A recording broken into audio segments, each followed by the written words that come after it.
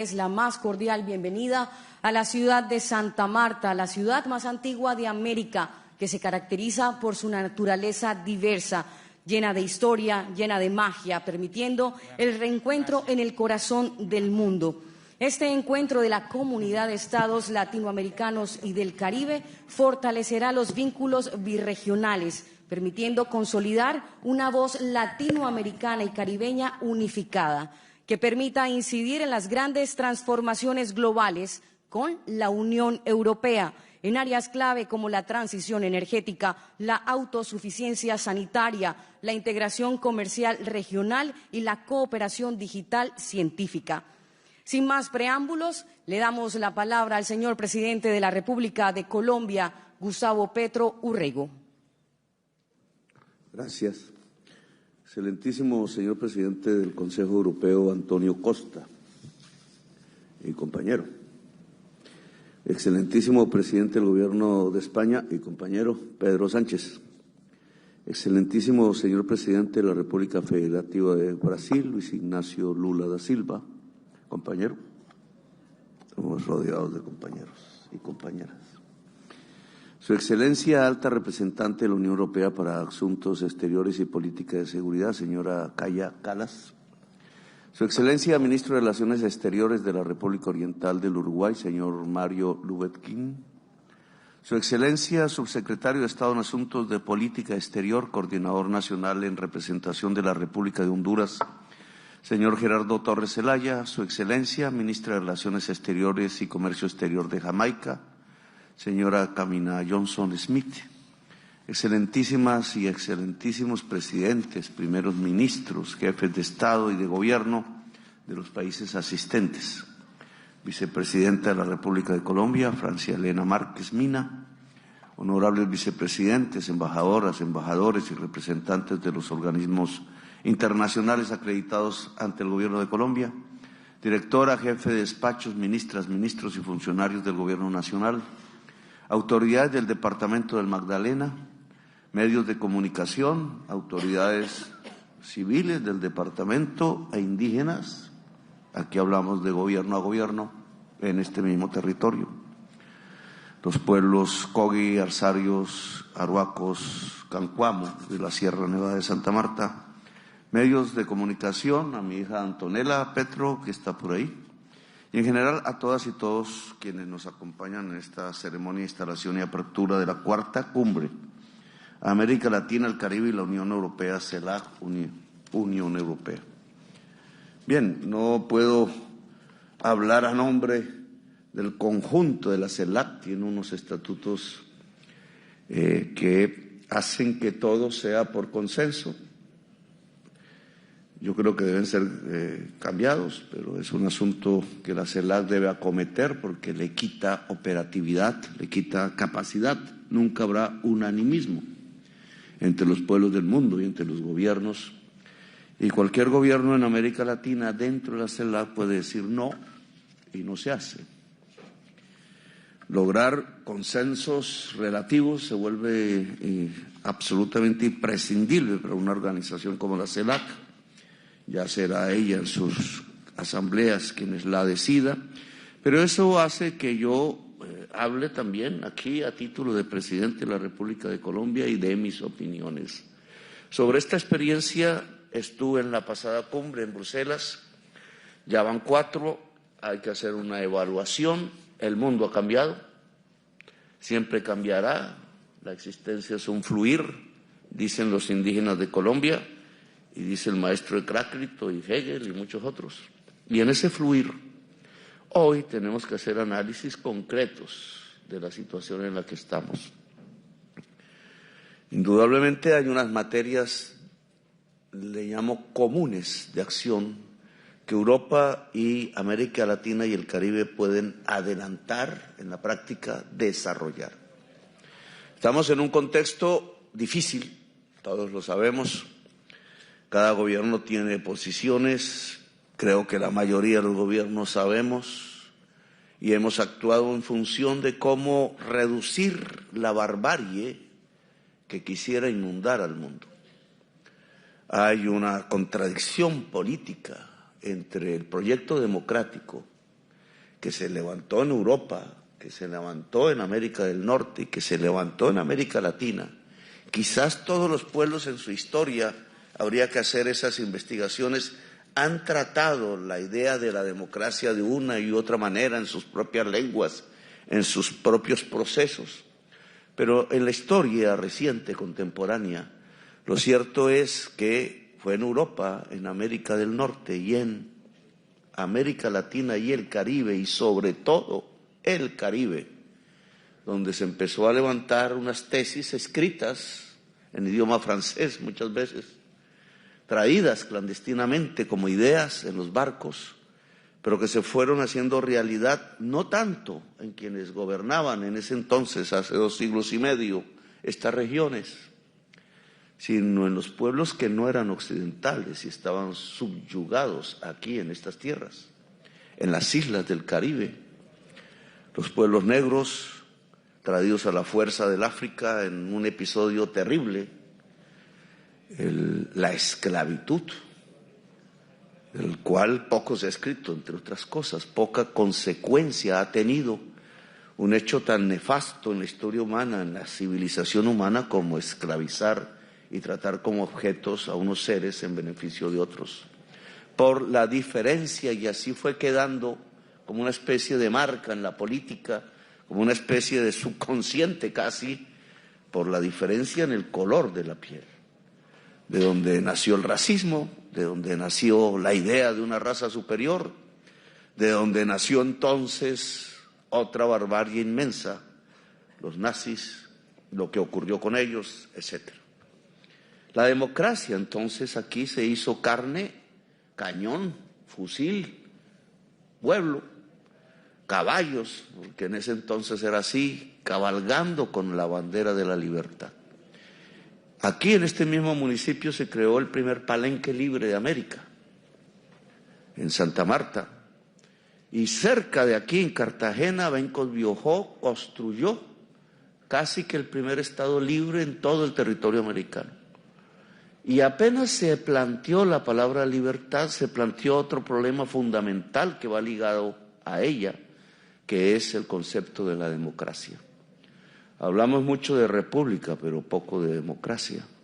La democracia quizás es un proyecto inacabado, nadie tiene la solución definitiva a cómo el poder del pueblo se hace realidad, porque democracia no significa más que el poder del pueblo, y una y otra vez ese poder del pueblo es sustituido por intermediarios, intermediarias, que a veces se quedan con todo el poder y aparecen las dictaduras, las tiranías, los despotismos, que aquí también en América hemos sufrido. Fueron los indígenas y los negros los que plantearon una lucha por la independencia y la libertad.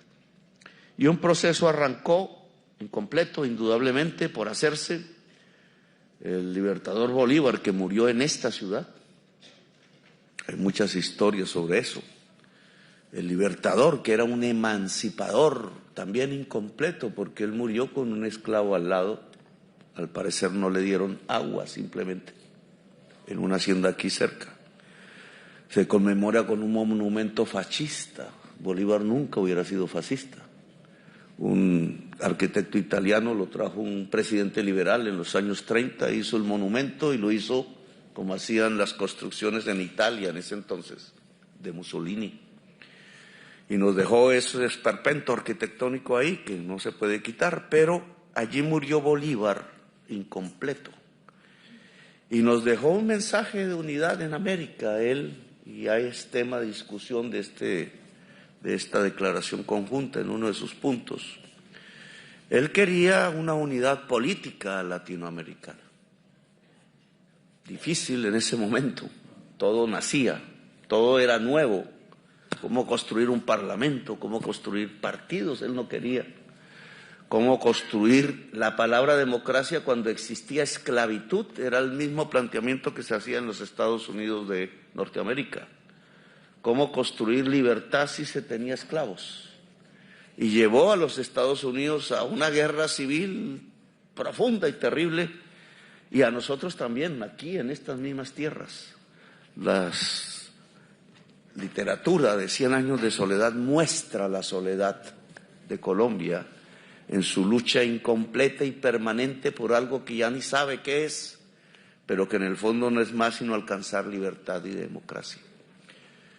Ese Bolívar incompleto quiso unir a América Latina, integrarla, y se convocó el Congreso Anfictiónico, hoy se llama en Panamá. Pero yo quisiera aquí una venia histórica, y es que Panamá en ese momento era la Nueva Granada española. Y la Nueva Granada española se independizó a través de los combates, hubo guerra, y hizo parte entonces a partir de 1819 de la República La Gran Colombia. Y desde la Gran Colombia, que juntaba lo que hoy es Venezuela, Ecuador, Panamá, Colombia, la costa mosquitia de Nicaragua, República Dominicana llegó por 15 días a tener nuestra bandera. Nació todo de Haití. Hoy hay conflictos entre Haití y República Dominicana, pero esta bandera en su color azul y rojo es la misma bandera de Haití que está por aquí presente. De Haití nació la idea de la libertad y nació de los negros que se liberaban de los franceses, que a su vez habían peleado por la república en su tierra con la consigna de libertad, igualdad y fraternidad. Poner el Congreso Anfictiónico como una idea de integración americana original en el istmo, que era lo que juntaba el norte y el sur, hubo la gran discusión si Estados Unidos debía entrar o no. Bueno, historia, pero yo creo que es bueno la remembranza en la declaración. La Unión Europea ha tenido un proceso más reciente de integración, pero más exitoso. El nuestro es más antiguo, arranca quizás de este Congreso Anfictiónico, pero más literario, más retórico, menos eficiente, la verdad sea dicha. Hay fuerzas centrífugas que nos apartan. La economía misma del mundo ya plantea unos retos para cada país que yo creo, en mi opinión, deberíamos asumir de manera unificada, pero a veces nos separamos en esos retos.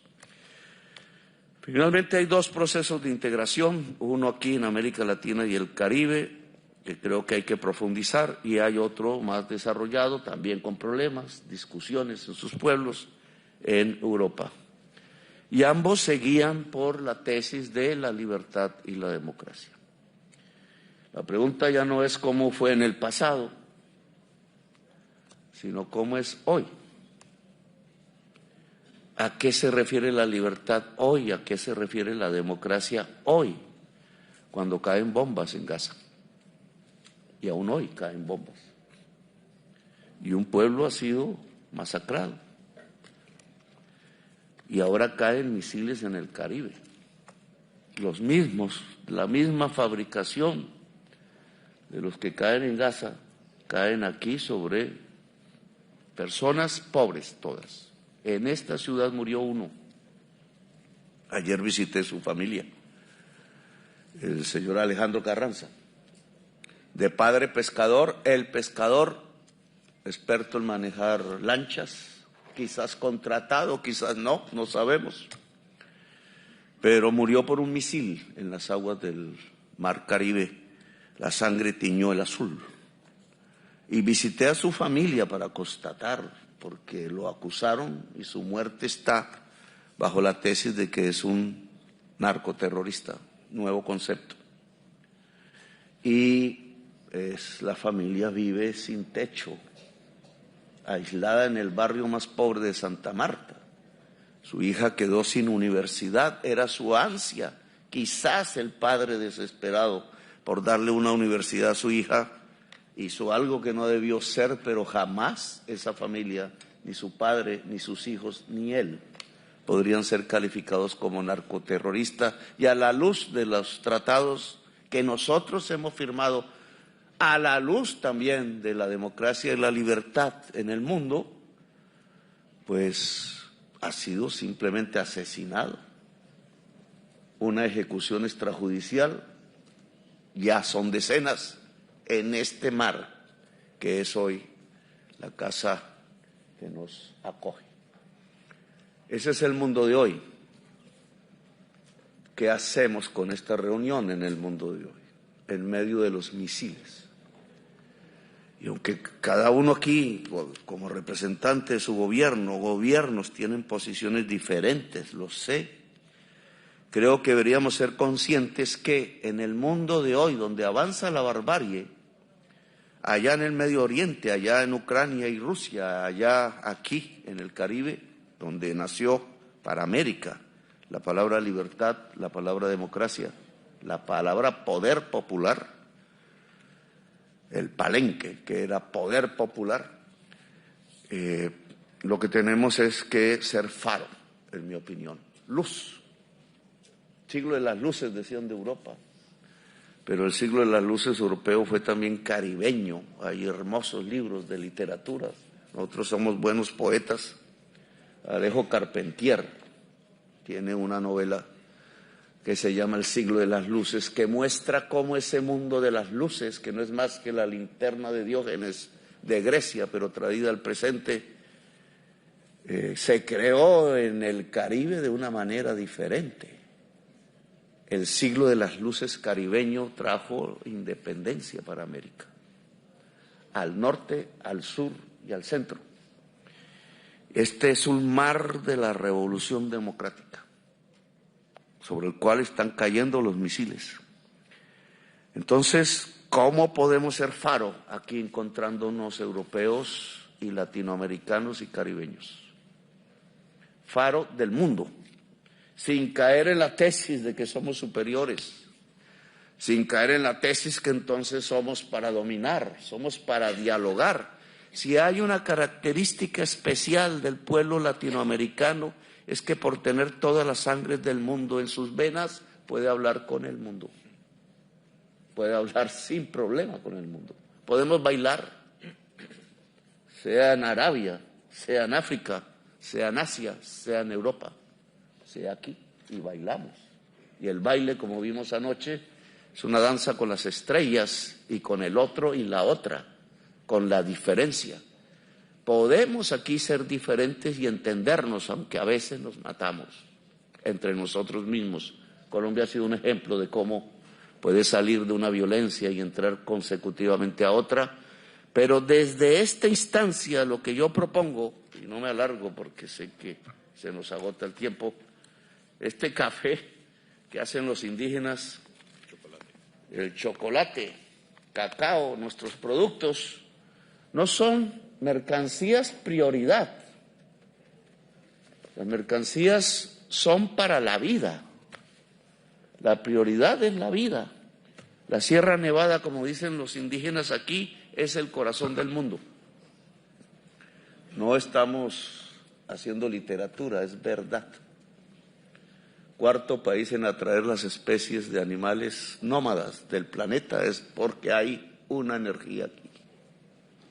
Y así lo consideraron los indígenas ancestralmente.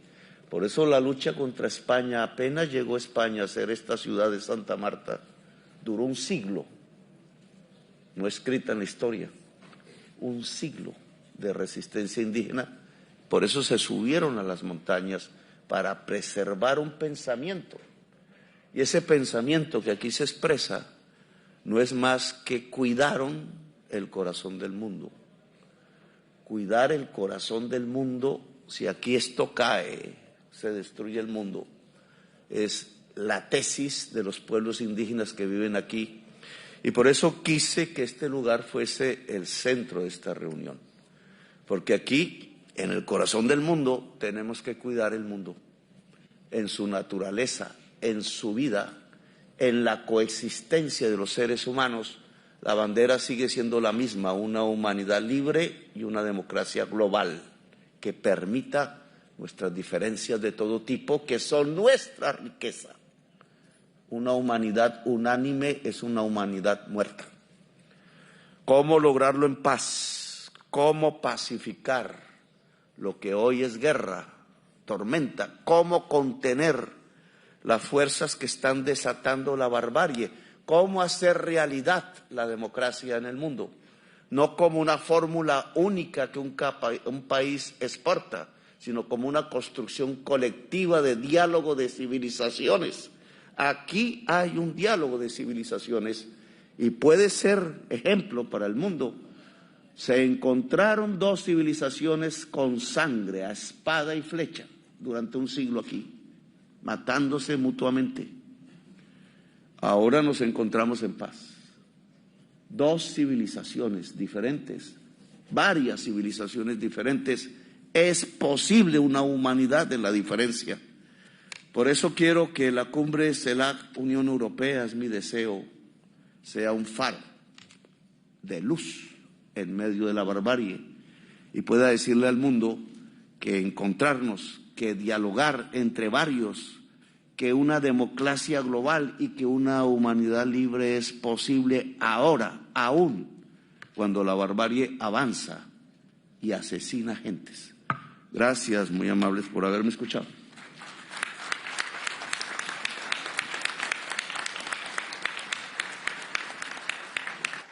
Muchísimas gracias, señor presidente de la República de Colombia, Gustavo Petro. Ahora tiene la palabra el señor presidente del Consejo Europeo, Antonio Costa. Querido presidente Gustavo Petro, distinguidos jefes de Estado y de Gobierno, honorables ministros, excelencias, señoras y señores, es un gran honor inaugurar junto al presidente Petro esta cuarta cumbre de la Comunidad Latinoamericana y Caribe con la Unión Europea.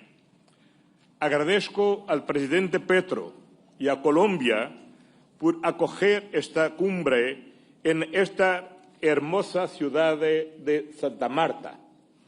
Es para mí un placer, creo que es un placer para todos nosotros venirnos aquí a hablar contigo. En primer lugar, quiero saludar a los delegados de los 60 países y a las organizaciones internacionales aquí presentes. Expresar mi solidaridad con los países más afectados por el huracán Melissa, que tanto destrucción han sembrado a su paso por el Caribe. En un mundo multipolar, la cooperación birregional entre Europa, Latinoamérica y Caribe es más importante que nunca. Y la verdad es que en mi larga carrera política nunca he visto tantos intercambios entre nuestras dos regiones. Nos llevó 8 años celebrar una cumbre después de la de 2015. Ahora solo han pasado 2 años desde la última en 2023 en Bruselas. Desde esa última cumbre hemos incrementado nuestros contactos a todos los niveles, con más de 600 visitas de alto nivel entre la Unión Europea y la América Latina y el Caribe. Hemos convocado reuniones ministeriales, nos hemos reunido en formatos subregionales y bilaterales. Solo durante la última Asamblea General de Naciones Unidas, los ministros y cancilleres de Exteriores han hecho 2 reuniones en Nueva York. Hemos fortalecido así nuestra cooperación en materia de energía, resiliencia climática, digitalización, en la lucha contra el crimen organizado y el narcotráfico, así como también en el ámbito de la salud. Nuestros intercambios comerciales también han aumentado en los últimos años, más de 45% desde 2013. Estamos ampliando nuestra red de acuerdos comerciales como nunca antes, abarcando casi todos los países de Latinoamérica y Caribe. La Unión Europea es también el primer inversor extranjero en la región, con más de 200.000 millones de euros en inversión directa. Desde su creación, el programa de inversiones de la Unión Europea, el Global Gateway, ya ha movilizado más de 31.000 millones de euros para impulsar las transiciones verdes, digital y social. Hoy en día ya hay más de 100 proyectos concretos en marcha. Inversiones para promover las interconexiones eléctricas regionales, para avanzar en la conectividad digital, particularmente en las zonas remotas vía satélite, y facilitar el acceso a supercomputadores para el desarrollo de la inteligencia artificial, para desarrollar la cadena de valor del sargazo en el Caribe, para fortalecer las capacidades locales de producción de vacunas y medicamentos, para acelerar nuestras asociaciones sobre materias primas críticas en la región de una manera limpia y sostenible. Y también inversiones para prepararse e enfrentarse mejor a los fenómenos meteorológicos extremos. Pero claro, aparte de todas estas inversiones que dinamizan nuestra relación, está, por supuesto, también el factor humano. Los intercambios y contactos de millones de nuestros ciudadanos que se benefician de lenguas, culturas y valores compartidos. En los contactos humanos que dan sentido real a nuestra relación. Estimados colegas, estamos hoy aquí reunidos con un solo propósito: asegurar que esta cooperación se refuerce y se enriquezca, hacer que nuestro vínculo natural sea aún más fuerte, fortalecer nuestras complementariedades y estrechar nuestras diferencias, para que podamos crecer juntos y protegernos mutuamente en un mundo cada vez más inestable y volátil. Y debemos hacerlo juntos, porque juntos somos más fuertes y los peligros de la era actual están ahí fuera. Nos asedian. Vivimos en una era de competencia entre actores globales, alianzas cambiantes y presiones económicas. Podemos ver las amenazas que plantea el cambio climático, como los fenómenos meteorológicos extremos, entre ellos el más reciente destructivo huracán Melissa. Las amenazas a la democracia, derivadas del autoritarismo, la creciente desigualdad, las violaciones del Estado de Derecho y de los derechos humanos fundamentales, las amenazas al derecho internacional y a los valores esenciales de la Carta de las Naciones Unidas, como la soberanía y la integridad territorial. Todo esto nos invita a estar juntos, a hablar de todo y lograr una respuesta conjunta. Es por eso que estamos aquí.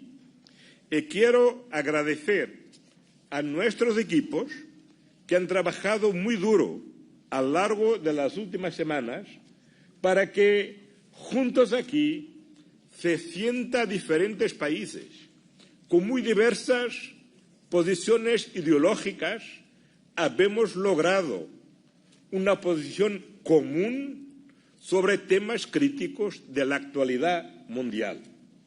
Y esto sí es ser el faro, es decir al mundo que a pesar de toda la diversidad, juntos en el marco multilateral, hablando unos con otros, escuchando unos y otros, logramos tener una posición común. Hace 500 años, cuando se fundó esta ciudad de Santa Marta, también se estaba construyendo una nueva era. Una era marcada por el conflicto, la fragmentación y la división, donde el poder de la fuerza era el que marcaba el paso de la historia. Hoy, aquí en Santa Marta, nos reunimos para enviar un mensaje completamente opuesto.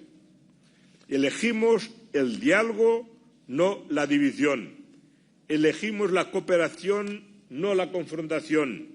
Elegimos la asociación, no el aislamiento. Y en este mundo multipolar, que es el nuestro, lo que se necesita es una respuesta multilateral. Sí, el futuro solo puede construirse si lo hacemos juntos. El futuro debe pertenecer a todos, no pertenecerá a nadie. Muchas gracias.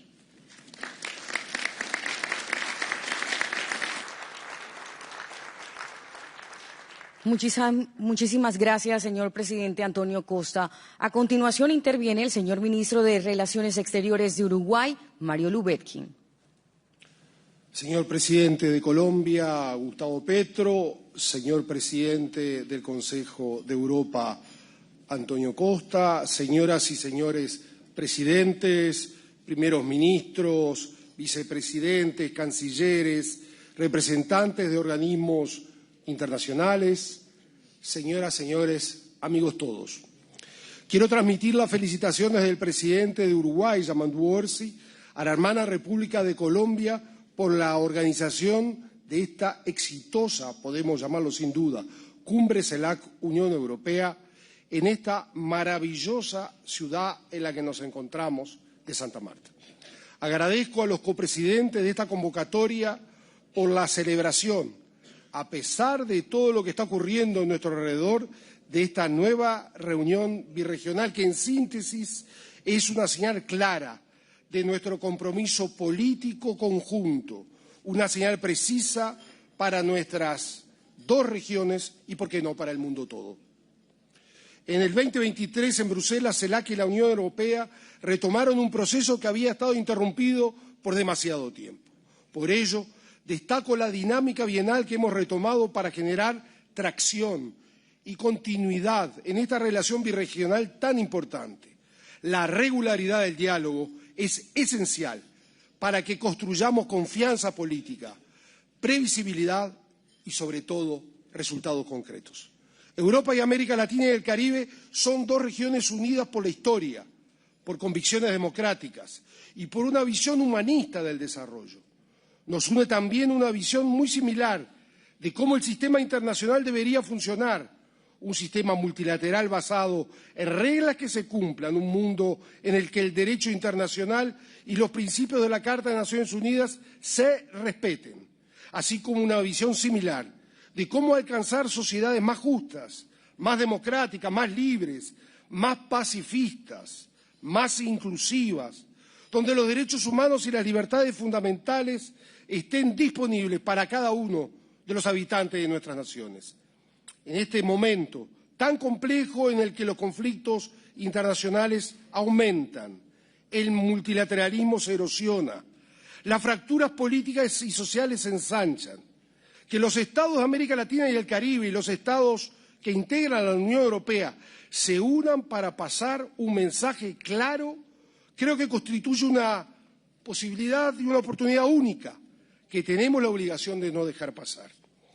Hoy precisamos que estas dos importantes regiones, que mantienen una fuerte reserva de apoyo a los valores y principios del derecho internacional, de la paz, destaco, de la paz, de la democracia, de los derechos humanos, del desarrollo sostenible, como estamos viendo y realizando estos días aquí cerca, en Belén, son una clara señal de que estamos dispuestos a profundizar la relación y la cooperación en las más variadas áreas que permitan el crecimiento recíproco de nuestras dos regiones.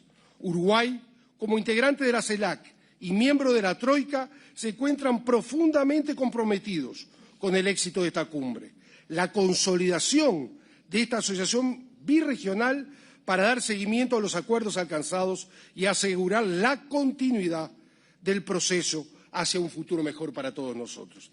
Yo creo que tenemos muchas preguntas y desafíos que tenemos y que tenemos que afrontar. Y tenemos que darnos muchas más respuestas en el conjunto, en nuestro conjunto, entre todos.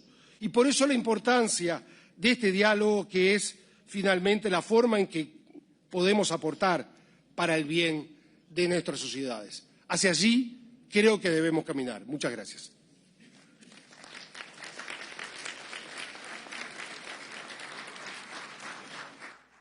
Muchas gracias, señor ministro de Relaciones Exteriores de Uruguay.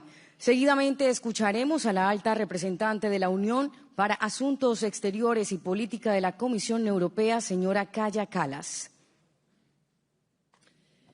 Dear President Petro, thank you for hosting us. Dear President Costa, dear heads of state and government, dear ministers, good colleagues. Our regions are natural partners. We speak each other's languages. We cheer on each other's football teams. We are home to cities of murals and music.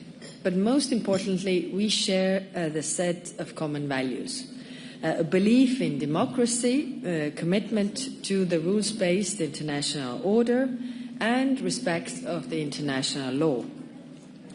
2 years ago, our historic summit marked the turning point of our two regions. We announced an ambitious investment agenda, joined forces in clean growth, and commitment to ongoing dialogue. During this time, our ties have grown stronger, but the world has also changed. It has grown harsher, more competitive, and more volatile. And we see that security and prosperity require diversification. We all need trusted, reliable partners. With this summit, we deepen our partnership and show that we are not just natural partners, but we are partners of choice. I want to focus on 3 shared priorities. First, trade and investment.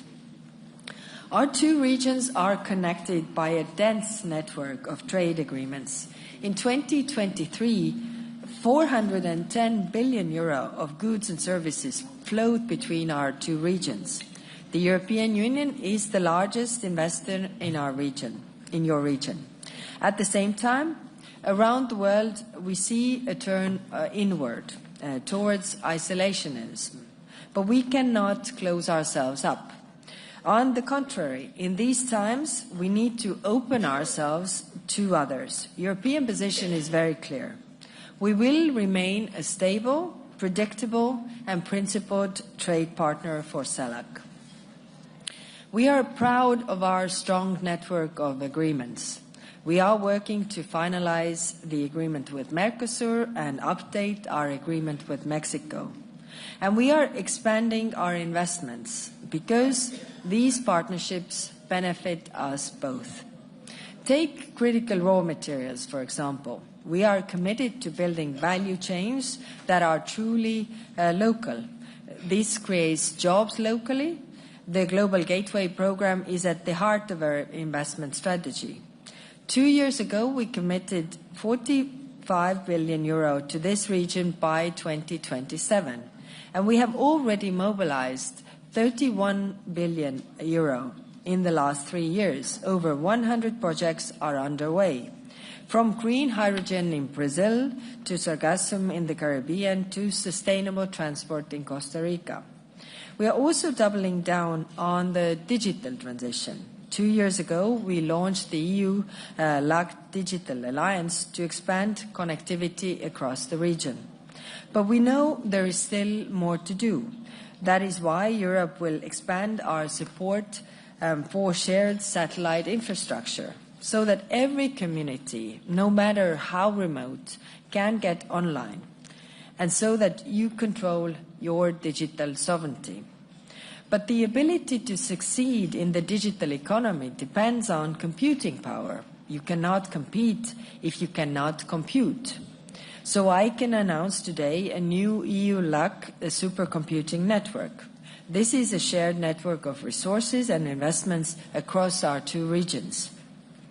My second point is clean transition. We are meeting right before the COP30 negotiations start. President von der Leyen was in Belém this week. We have already made enormous progress on our climate targets. A decade ago, we were headed for 3.7 degrees Celsius of warming. Now the projection is below 3. The EU has just adopted its NDC for 2035, 66 to 72% in greenhouse gas reduction by 2035 from 1990. And this is a milestone on our path to reaching climate neutrality by 2050 and to keeping the Paris goals within reach. And for the first time, renewables have overtaken coal as the world's leading electricity source. But the destructive effects of climate change are already here. The devastation caused by Hurricane Melissa just days ago was yet another stark reminder.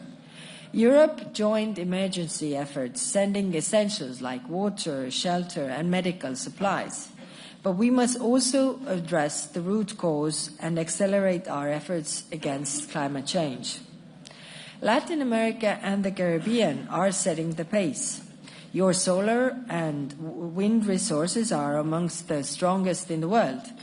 Renewables make up 65% of your electricity generation. Today, I'm proud that we will give support to the Regional Electricity Integration Initiative. And this is the path towards a cleaner power and greater energy security. Ladies and gentlemen, the last point I want to raise today is the security of our citizens. Here, too, we share a set of concerns: organized crime, maritime security, and cybersecurity. By working together, we can do more to make our citizens safer. We will increase our support for existing programs and step up our coordination between Europol and your law enforcement agencies. And I'm pleased to announce that we will expand the EU's Critical Maritime Routes program to the entire region. This will strengthen how we share information and act together to stop crime at sea. Ladies and gentlemen, we are connected by our shared opportunities. As Octavio Paz, the Mexican poet and diplomat, once wrote, "Friendship is born from the coincidence in ideas, feelings, and interests."